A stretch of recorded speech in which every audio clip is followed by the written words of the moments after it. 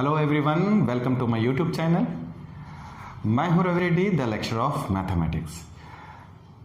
ये video lecture class 10th के लिए हम लोग तैयार कर रहे हैं। It deals with pair of linear equation in two variables. Earlier we have studied in the last two video lectures where I have delivered all concepts related to the linear equation of two variables। तो जैसा कि मैंने बताया आपको कि ये linear equation है। सबसे पहले उस दोनों वीडियोस में आपको एक्सक्लूसिवली बताया गया कि इक्वेशन किसे कहते हैं, लीनियर क्यों है इसका नाम, और वेरिएबल क्या है, इसके बारे में हमने डिस्कस किया। जब हम linear equation of two variable को डिस्कस करते हैं तो दो एस्पेक्ट हम लोगों को बहुत अच्छी तरह से वाकिफ होना है। एक अलजेब्रिक पार्ट होता है इसका और एक ज्योमेट्रिकल कंसर्न होता है।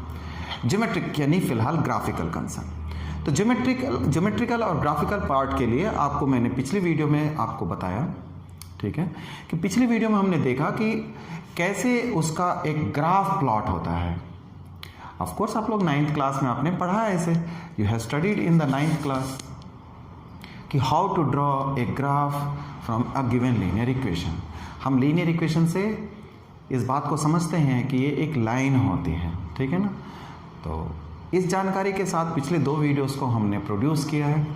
आइए इससे आगे 3.2, वो दोनों 3.1 से जुड़ी हुई थी, इंट्रोडक्शन था और 3.1 था। Now we will discuss in this video class about 3.2, ठीक है। तो आइए क्लास शुरू करें।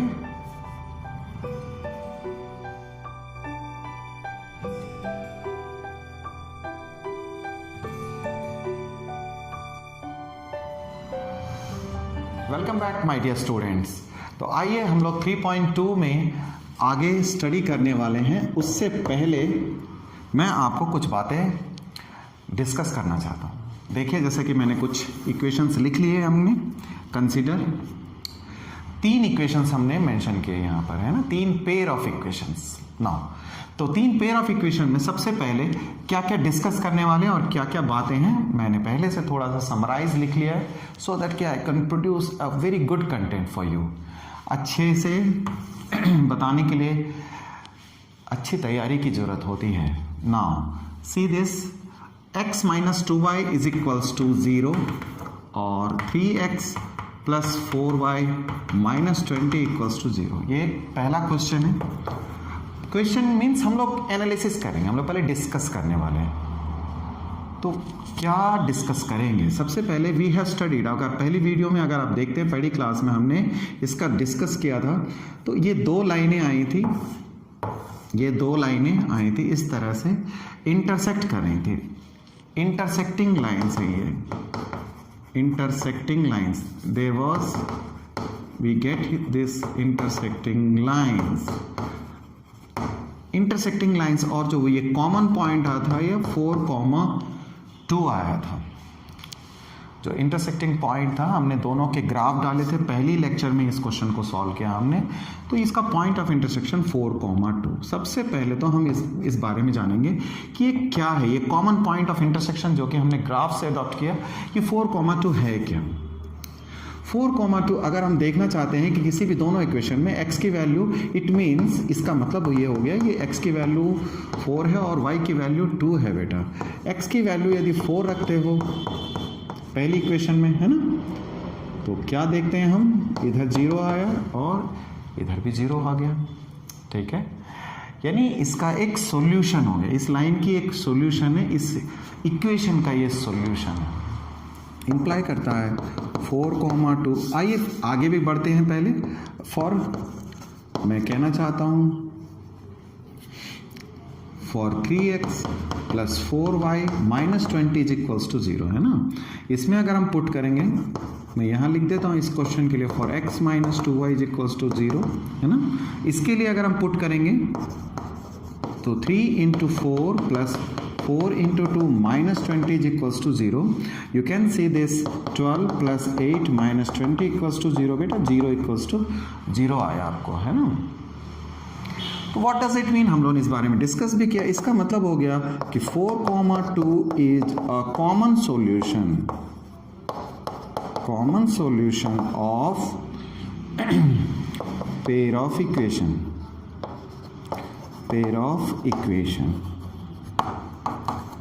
इस इक्वेशन 1 के, पेयर ऑफ इक्वेशन 1 के कॉमन सॉल्यूशन है। कॉमन सॉल्यूशन का मतलब ये हुआ वो इंटरसेक्टिंग पॉइंट है। इंटरसेक्टिंग पॉइंट का हमने दूसरा कंक्लूजन निकाला कि ये इसका कॉमन सॉल्यूशन है और उसी को हम इंटरसेक्टिंग पॉइंट भी कहते हैं। तो ग्राफिकली आप देखते हो, ग्राफिकली आपको ये बात पता चलती है कि ये दोनों इक्वेशंस जो हैं वो इंटरसेक्टिंग लाइन्स है। ये तो पहली बात हो गई है ना, पहली बात हो गई। और दूसरी बात ये हुई कि ये कॉमन सॉल्यूशन है। कॉमन सॉल्यूशन का मतलब ये हो गया, ये एक अलजेब्रिक पोर्शन हो गया, अलजेब्रिक पार्ट हो गया, यानी 4,2 जो है दोनों इक्वेशन का हल है, वो सॉल्यूशन। तो दो बातों से हमने डिस्कस कर लिया। पहली बात ये रही कि ये इसका ग्राफिकल पार्ट है, ज्योमेट्रिकल पार्ट है, जिसमें आप ये कहते हो कि भाई ये तो एक इंटरसेक्टिंग लाइन से है ना। और दूसरा कहते हो कि ये इसका सॉल्यूशन है, 4,2 जो है दोनों इक्वेशन का सॉल्यूशन। आगे बात समझ में? चलिए, तो आप नोटिस कर रहे हो मैंने कुछ बातों को लिखा है, ये अलजेब्रिक इंटरप्रिटेशन। हम लोग इसको इस 3 तरीके से पढ़ने वाले हैं। अलजेब्रिक इंटरप्रिटेशन यानी अलजेब्रिकली इसका मीनिंग क्या है। अलजेब्रिक मीनिंग ये है कि भैया इसका कॉमन सॉल्यूशन है। जब भी इक्वेशन होती है ना, तो ज्योमेट्री में अलजेब्रा में जब भी इक्वेशन होती है तो आप उसके सॉल्यूशन के बारे में हमेशा डिस्कस करते हो। तो 4,2 is the solution of the given equation. Clear? ठीक है, आइए, what is this? It is the geometrical and graphical interpretation. देखिए मैंने लिखा ज्योमेट्रिकल और ग्राफिकल इंटरप्रिटेशन। तो हमने समझ लिया इसको। ज्योमेट्रिकल ग्राफिकल का मतलब हो गया कि ये दोनों इंटरसेक्टिंग लाइन है। क्लियर? ठीक। और दूसरी बात लीनियर इक्वेशन है, इससे भी हमें पता चलता है। जब आप ग्राफिकल की बात करते हो तो ग्राफ में इसका मतलब क्या है। जब आपने चैप्टर 2 पढ़ा था बेटा, तो चैप्टर 2 में मैंने आपको समझाया पैराबोला होता है। चैप्टर 2 में ग्राफिकल मीनिंग क्या है, यानी ज्योमेट्रिकल मीनिंग क्या है, वो इस तरह का शेप है जिसका नाम है पैराबोला। आपने पहली बार इसका नाम सुना 10th क्लास में, यानी इसी साल आपने इसका नाम सुना, ठीक है। और उसका दिखाई देता है इस तरह से, पैराबोला, इसको इस तरह से लिखते हैं। चलिए, मैं इसको इसलिए बता रहा हूँ क्योंकि हम लाइन के बारे में तो वी विल नो मोर, ठीक है। वेल, अब आइए दूसरी बात। अगर हमने ये दोनों पार्ट सीख लिए, ये क्या चीज़ है देखिए, कंसिस्टेंसी। इसको कंसिस्टेंसी पढ़ते हैं, कंसिस्टेंट। क्या चीज़ है कंसिस्टेंसी? कंसिस्टेंसी आपको बताता है कि वेदर सॉल्वेबल और नॉट, वेदर सॉल्वेबल, ये एक ऐसा टर्म है जो आपको समझना होगा। कंसिस्टेंसी का मतलब होता है we have a solution. Consistent, consistent का मतलब होता है we have solution, we have a solution, हमारे पास इसका एक आंसर है, ठीक है। जो गिवन इक्वेशंस हैं उसका एक आंसर है, उसको हम लोग कंसिस्टेंसी पढ़ते हैं। जैसा कि आपने देखा, ये तो कॉमन सॉल्यूशन आ गया, उससे पहले की टर्म होती है कंसिस्टेंसी। कंसिस्टेंसी का मतलब है आपको ये दिखाना होता है कि भैया इस इक्वेशन को हम आगे जाके सॉल्व कर पाएंगे या नहीं, यानी हम पहले ही समझ लेंगे, हम पहले ही जान जाएंगे कि इस इक्वेशन का आंसर आएगा या नहीं आएगा, है ना। तो that is very interesting aspect of linear equation, यानी इक्वेशन को सॉल्व करने से पहले we will come to know whether we can do this और नॉट। तो उसको कहते हैं कंसिस्टेंसी चेक करना। तो कंसिस्टेंसी चेक करने का तरीका बताया जाएगा, अभी फिलहाल मैं आपको टर्म से वाकिफ करा रहा हूँ। आइए, जब हमने कंसिस्टेंसी जाना बेटा, तो सेकेंड पार्ट पे डिस्कस करना चाहता हूँ, सेकेंड क्वेश्चन पे। सेकेंड क्वेश्चन जैसा कि आप देखते हो 2x + 3y - 9 = 0, और दूसरी इक्वेशन है 4x। We have this equation. Clear?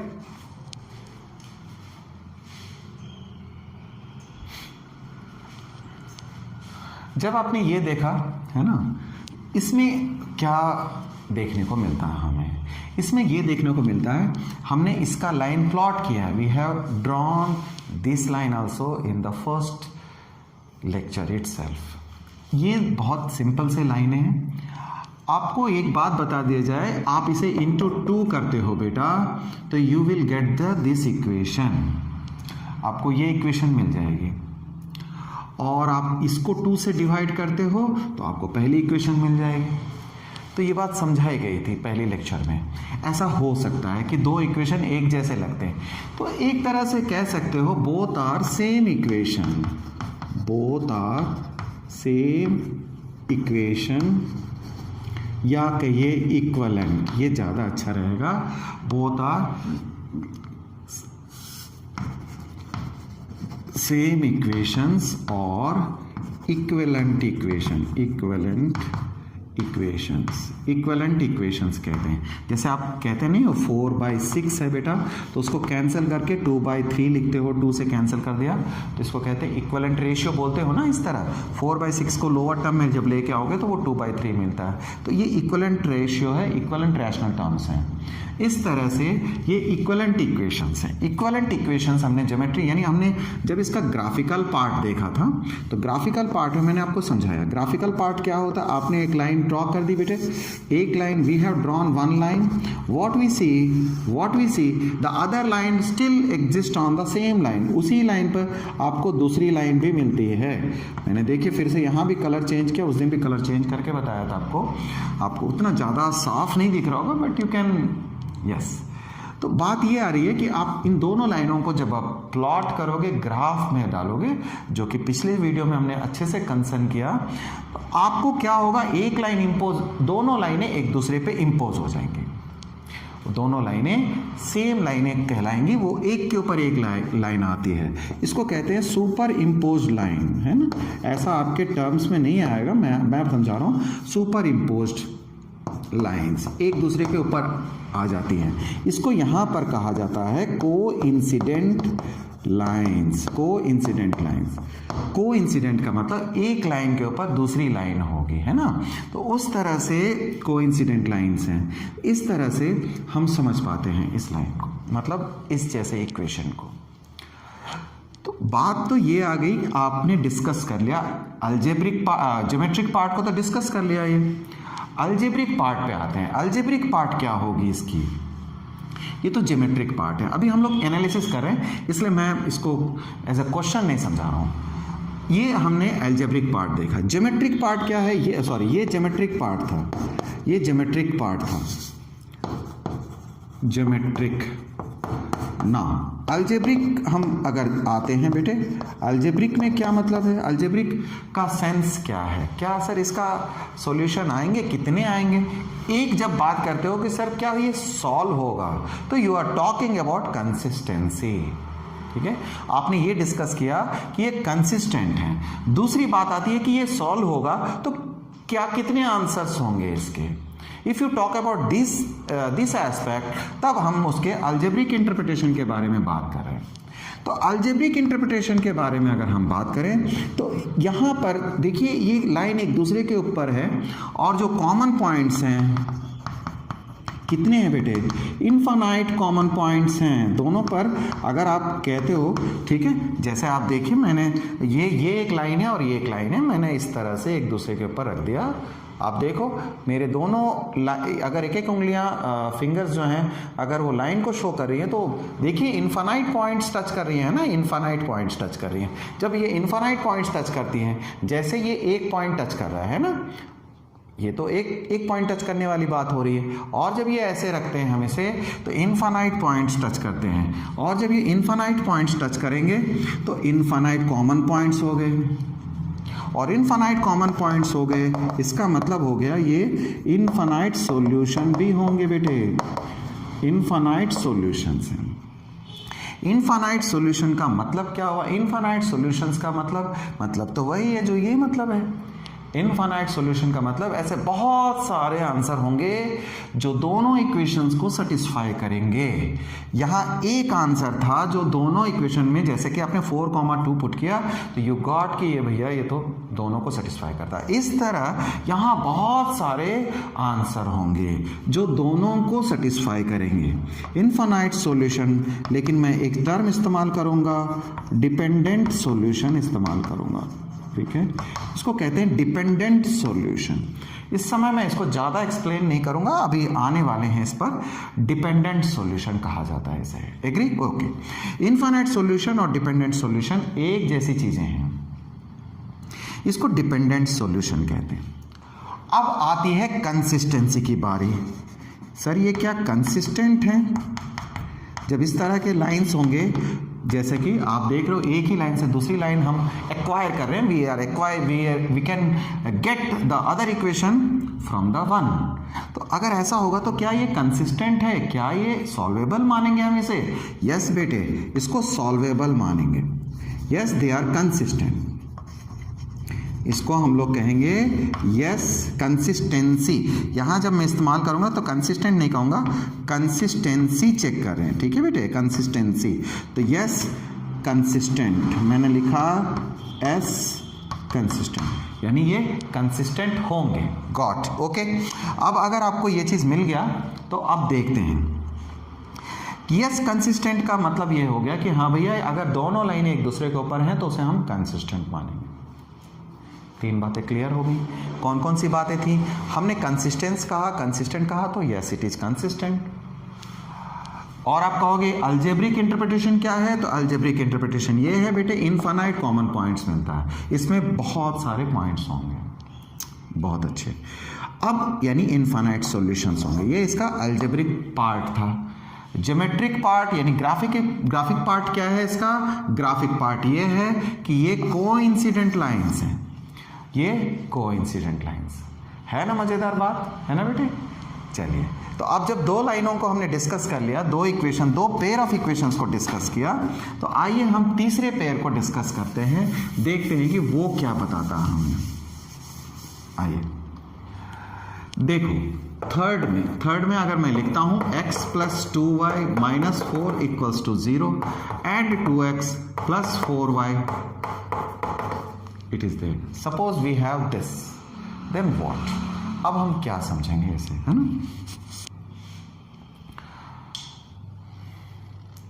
ये किस तरह की लाइनें हैं? अब मैंने उन दोनों के बारे में तो आपको बताया कि मैंने किया है ना, मैंने कराया है आपको, यू कैन वॉच देयर। तो हमेशा बेटा जब भी आपको बताया जाता है कि उस वीडियो में ये चीज़ें हैं, तो एक बार जरूर विजिट किया करो। जैसे कॉपियाँ पलटते हो वैसे ही देखनी है। ऑफ कोर्स मैं एक बात तो कहना चाहूँगा, हमेशा की तरह इंटरैक्टिव क्लासरूम, यानी जो क्लासरूम में जो पढ़ाई होती है ना बेटा, वो किसी चीज़ में नहीं होती, लेकिन इसी तरह से हर एक चीज़ का एक प्लस और माइनस है। एक वीडियो क्लास है, ये वीडियो लेक्चर है, तो आप इसे बार बार देख सकते हो, उसी तरह से देख सकते हो, बिल्कुल उतने ही डेप्थ में जाके। तो और जब चाहे तब देख सकते हो, ये सबसे बड़ी, जितनी बार चाहे तब देख सकते हो। तो ये तो बहुत ही एडवांटेजेस हो गई ना ये। तो उसी तरह से इस चीज़ को लेना चाहिए, हर चीज़ में पॉजिटिव देखा कीजिए, नेगेटिव नहीं, है ना। चलिए, अब मैं इसके बारे में डिस्कस करना, इसको हमने प्लॉट नहीं किया, अभी प्लॉट नहीं किया, पीछे भी प्लॉट नहीं किया, और ना अभी करेंगे। We are not going to plot this, but ठीक है, इसके बारे में मैं बताता हूँ आपको कि ये लाइनें इस तरह की हैं। अगर आप इसको जैसे देख रहे हो, थोड़ी सी तो बात, इसको 2 से मल्टीप्लाई करो, इसे 2 से मल्टीप्लाई करना, 2 से मल्टीप्लाई करोगे तो क्या आएगा? 2x आ जाएगा और ये 4y आ जाएगा, बट यहाँ 8 आएगा। ठीक है, आप जब इसे इंटू 2 से करते हो ना, मल्टीप्लाई 2 करते हो, तो you are getting 2x + 4y - 8 = 0। It is both lines are different. ये लाइन नहीं आई हमें, जैसे इसमें हमने 2 से मल्टीप्लाई किया तो वी गॉट दिस, बट यहाँ ऐसी बात नहीं होने वाली है। अगर यहाँ ऐसी बात नहीं होगी, देन व्हाट, क्या होगा बेटा? अगर ये ऐसी बात नहीं है तो इसका मतलब क्या इंप्लाई करता है? What it implies, both lines are different. पहली बात तो मैं आपको बताऊं, both lines are different, both lines are different. What implies, क्या इंप्लाई करता है बेटे इससे? व्हाट इंप्लाइज, क्या इंप्लाई करता है इससे? क्या निष्कर्ष निकलता है ना? इससे ये निष्कर्ष निकलता है कि दोनों लाइनें, सबसे पहली बात तो ये, जब तुम प्लॉट करोगे बेटे, ग्राफ में डालोगे इसे, तो you will get 2 lines in this way. इसे हम क्या कहते हैं? यहां हम कहते हैं बेटे ये पैरेलल लाइन्स हैं। 2 लाइनें जरूर होंगी, 2 लाइनें दे रखी है, ये भी 2 लाइनें थी, है ना, ये भी 2 लाइनें थी। ऑफ कोर्स ये इक्विवेलेंट लाइंस थी। यहाँ क्या है? ये पैरेलल लाइन्स है, अपार्ट फ्रॉम ईच अदर। जैसे रेलवे लाइन्स होती हैं, कभी नहीं मिलता। देखो ये बोर्ड की ये लाइन और ये लाइन देख रहे हैं, है ना, ये दोनों जो लाइन है वो पैरेलल है, ये कभी नहीं इंटरसेक्ट करती। तो ये लाइनें इंटरसेक्ट नहीं करती हैं। तो आइए इस बारे में डिस्कस करें कंसिस्टेंसी अलजेब्रिक और ज्योमेट्रिक टर्म्स में। सबसे पहली बात है, अगर हम अलजेब्रिक टर्म्स में बात करें, है ना, ज्योमेट्रिकली पहले डिस्कस कर लें, क्योंकि ज्योमेट्रिक हम कर चुके होते हैं। ज्योमेट्रिक में कहेंगे पैरेलल लाइन्स है ये बेटा, ये पैरेलल लाइन्स है ना, ये पैरेलल लाइन्स है।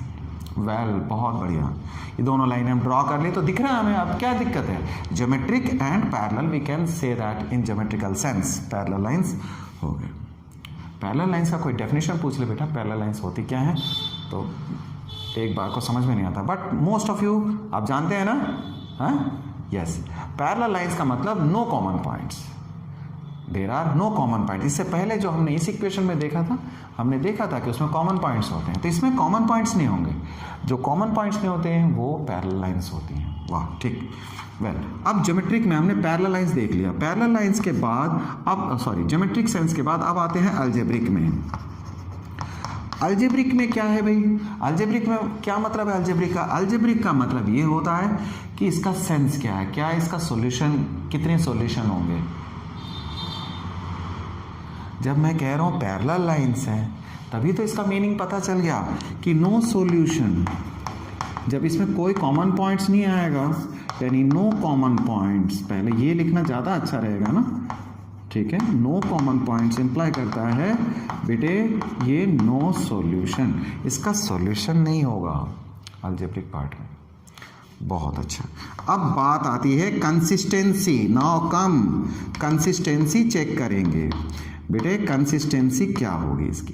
कंसिस्टेंसी होगी ये दे आर इनकंसिस्टेंट, आप ऐसे लिखेंगे दे आर इनकंसिस्टेंट। इनकंसिस्टेंट का मतलब भैया नो सॉल्यूशन।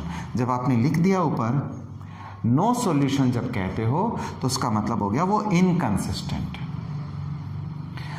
कभी कभी ऐसा लगता है कि ये दोनों एक जैसी चीज़ें हैं, ना ना ना बिल्कुल नहीं, ठीक है। अलजेब्रिक पार्ट अलग पार्ट होती है, कंसिस्टेंसी। कंसिस्टेंसी का मतलब भैया ये चाबी है, क्या इस ताले में लगने वाली है, क्या ये चाबी, ये की जो है उसी लॉक की है, सबसे पहली बात है। तो एक तरह का कहने का मतलब हो गया कंसिस्टेंसी का मतलब सॉल्व होगा या नहीं होगा, केवल इतना डिस्कस करते हैं। अलजेब्रिक पार्ट बताता है कि वो कितने तरह से सॉल्व होगा, हाउ मेनी काइंड्स, ठीक है। जैसे आप इंटरसेक्टिंग लाइन में कहते हो एक पॉइंट है, एक सॉल्यूशन, ठीक है।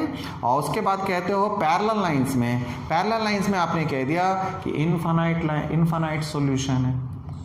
फर्क है ना दोनों चीज में। कंसिस्टेंसी तो केवल बोल के रुक जाएगा यस और नो। अलजेब्रिक सॉल्यूशन उससे आगे जाता है, उससे ये बताता है कि ये कितने तरह का आंसर आएंगे इसमें, और ज्योमेट्रिकल पार्ट आपके सामने, ठीक है। आइए आगे बढ़ते हैं हम लोग। अब तक हमने देख लिया कि कंसिस्टेंसी किसे कहते हैं, अलजेब्रिक और ज्योमेट्रिक सॉल्यूशन, ये तीन एस्पेक्ट्स होते हैं। Whenever we will discuss a pair of linear equation in two variable, then we have to go through these three aspects every time. हमेशा हमें आगे बढ़ना होता है।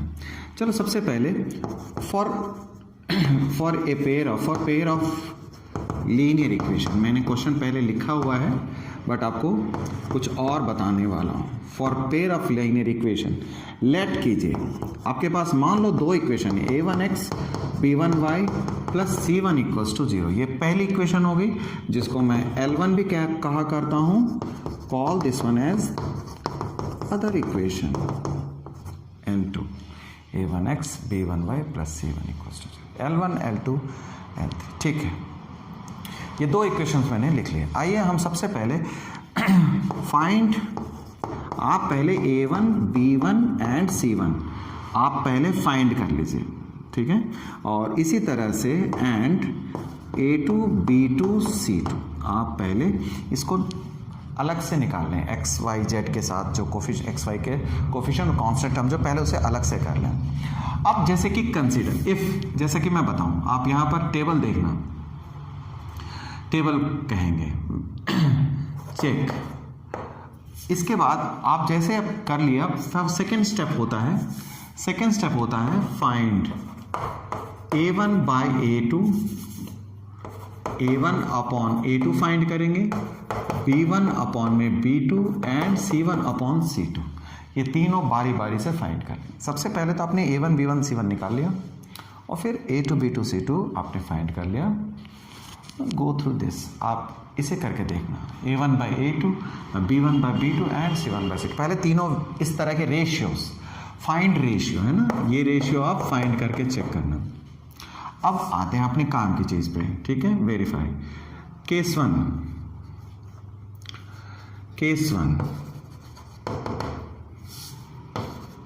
फर्स्ट केस में क्या है भाई, अगर आपने ये पाया A1 by A2 is not equals to B1 by B2, आप हो सकता है ऐसा, बिल्कुल होगा, ऐसा हो सकता है कि A1 by A2 is not equals to B1 by, जब रेशियो सामने है तुम्हारे पास, you can check it out. आपने चेक कर लिया तो एक इंटरप्रिटेशन है अलजेब्रिक।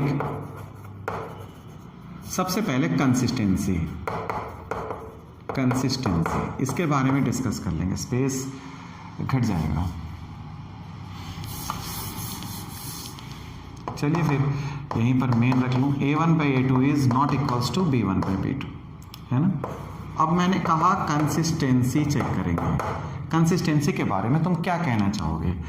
इसके बारे में कहना ये कंसिस्टेंट है ये, क्योंकि जब A1 by A2 is not equals to B1 by B2 हो तो कंसिस्टेंसी बताता है कि हाँ भाई ये सॉल्व होंगे, ये कंसिस्टेंसी है। कंसिस्टेंसी का मतलब आपको इस समय ये बताना होता है कि ये सॉल्व होंगे या नहीं होंगे। Yes, they are consistent. अब इसका अलजेब्रिक पार्ट क्या बताता है? अलजेब्रिक रिप्रेजेंटेशन, अलजेब्रिक पार्ट क्या बताता है?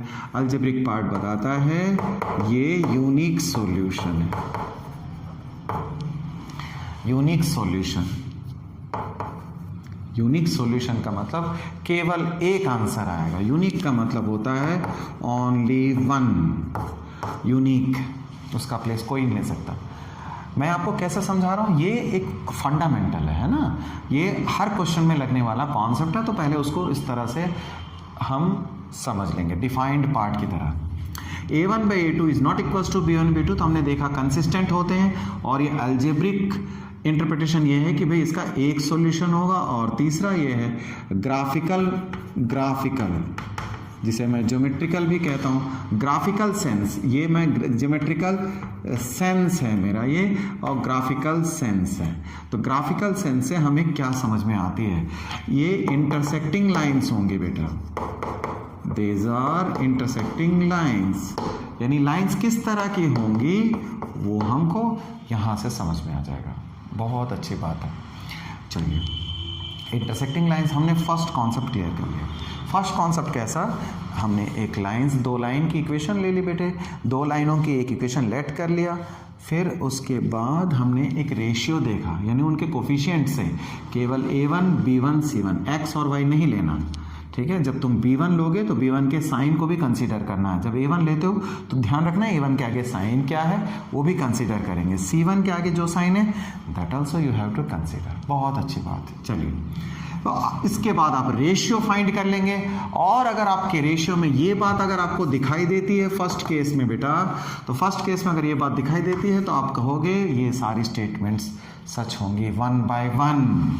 आइए मैं बात करता हूँ सेकंड स्टेटमेंट की। सेकंड स्टेटमेंट कैसा, अगर A1 by A2 is B1 by B2 is equals to C1 by C2, अगर आपने ऐसा देख लिया ये तीनों इक्वल निकल आए, मान लीजिए अगर ये तीनों निकल आते हैं, तीनों इक्वल शो हो गए, तीनों इक्वल शो हो गए, तो अब आप कहोगे यस दे आर कंसिस्टेंट, और इसको कहते हैं एक्चुअली डिपेंडेंट सॉल्यूशन। आप ऐसा लिखा करना हमेशा, डिपेंडेंट सॉल्यूशन, ठीक है। इस कंसिस्टेंसी को एक खास तरीके से नाम दिया जाता है, डिपेंडेंट कंसिस्टेंसी है, ये कंसिस्टेंट है of course, no doubt about it. Yes, ये सॉल्व होंगे। डिपेंडेंट सॉल्यूशन का मीनिंग आपको आगे समझाया जाएगा। यूनिक सॉल्यूशन जैसा था इसका क्या होगा भाई, आपने पढ़ा हुआ है, अभी आपने देख चुके हो, ठीक है। कंसिस्टेंट और डिपेंडेंट सॉल्यूशन का मतलब हो गया इनफाइनाइट सॉल्यूशन। नाम से जाहिर है बहुत सारे आंसर होंगे इसके, इनफाइनाइट सॉल्यूशन होंगे। आ गया इनफाइनाइट सॉल्यूशन, बहुत सारे आंसर। इंटरसेक्टिंग इसके बारे में क्या कहेंगे भैया, ये कहेंगे कोइंसिडेंट लाइंस, कोइंसिडेंट लाइंस है ना, ये कोइंसिडेंट लाइंस हो गए, एक के बाद एक, एक के ऊपर एक। आगे बस समझ में, मैंने कहा था ना आपको कि लाइंस बिना सॉल्व किए आप उसके नेचर के बारे में स्टडी करोगे। तो मैं आपको क्या पढ़ा रहा हूं इस समय ये बता रहा हूं कि लाइंस को केवल देखते हुए आप उसके बारे में कैसे और कितना कितना जजमेंट ले सकते हो। आइए थर्ड पार्ट के बारे में बताऊं बेटे।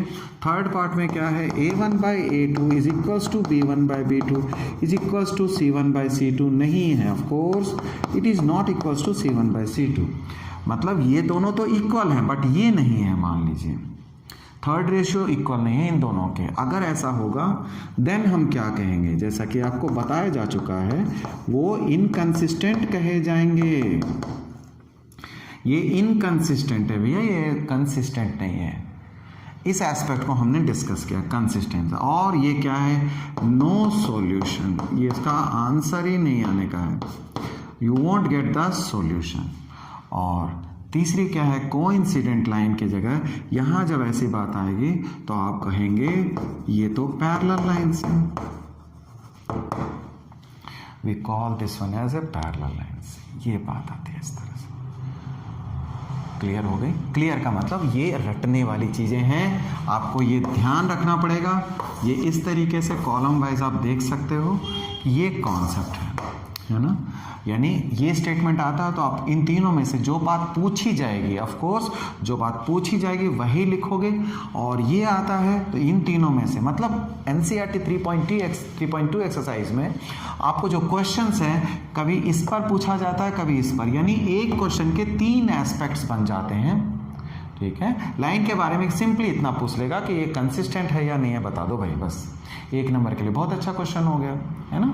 इस तरह कह देगा नहीं अलजेब्रिकली बताओ कि क्या ये यूनिक सॉल्यूशन है इसका, क्या ये इनफाइनाइट सॉल्यूशन है या नो सॉल्यूशन है, आप इतना बता दो इस तरह से। ऐसे ग्राफिकल सेंस में कह देगा कि ग्राफिकली बताइए, ये पैरेलल लाइंस है, नहीं जी इंटरसेक्टिंग लाइंस है, नहीं जी कोइंसिडेंट लाइंस है, क्या है ये, आपको ये बताना होता है ऐसे। तो आइए अब आपके पास क्वेश्चंस सामने हैं, मैं एक एक क्वेश्चंस को सॉल्व कर देता हूं। इतने ही पार्ट में आपको क्लियर हो जाएगा सारे कॉन्सेप्ट्स, है ना। आइए 2 का फर्स्ट पार्ट को सॉल्व करवाता हूं मैं। 2 का फर्स्ट पार्ट है, कैसे कैसे करना है, क्या क्या करना है, उस चीज को हम यहीं समझ लेंगे, है ना। यहां से शुरू करूं फर्स्ट पार्ट। चलिए A1 2 का फर्स्ट पार्ट है। A1 की वैल्यू, ये इसे आप A1 B1 C1 निकालना है। A1 की वैल्यू 5 हो गई और B1 की वैल्यू कितनी है -4, C1 की वैल्यू कितना है बेटा प्लस का 8। ठीक लिखा मैंने, यस A1 B1 C1 लिख लिया बेटा। A2 B2 C2, A2 की वैल्यू इतनी 7, B2 की वैल्यू, यानी कहने का मतलब y की वैल्यू जब y का कोफिशिएंट जब लेते हो तो साइन का भी ध्यान रखना था हमें, 6। और C2 की वैल्यू कितनी है बेटे माइनस का 9। मैंने कहा था आपको पहले आप फाइंड कर लेना इसमें। और जैसे ही आपने फाइंड कर लिया, अब आप रेशियो फाइंड करो। रेशियो कैसे फाइंड करोगे, A1/A2 कितनी है, A1/A2 अगर देखते हो ये 5/7 है, ओके। और B1/B2 चेक करो बेटा, ये माइनस का 4/6 यानी सॉल्व हो करके माइनस का 2/3 आ गया, ओके। देन C1/C2 8 में माइनस का 9। That's not a very big deal, हमें बहुत स्पेस नहीं चाहिए क्योंकि छोटी चीजें हैं ये, है ना। कॉन्सेप्ट तो ये था।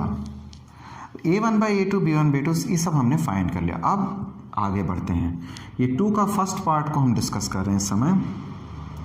अब बारी आती है कि ये हमने फाइंड कर लिया, अब तीसरी बात आती है कि इन तीनों में से कौन सा दिख रहा है ना। आप तो इतने तेज हो ही, आपको दिख गया होगा यहाँ पर अभी फिलहाल क्या कंडीशन है।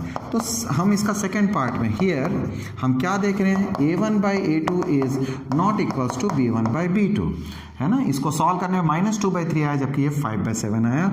ये दोनों इक्वलेंट नहीं है, ये इक्वल नहीं है। अगर ये इक्वल नहीं है तो अब ये दोनों पार्ट भूल जाइए, बिल्कुल ये सारा खत्म, ये सारा कैंसिल करो, केवल इतने पे रहिए आप।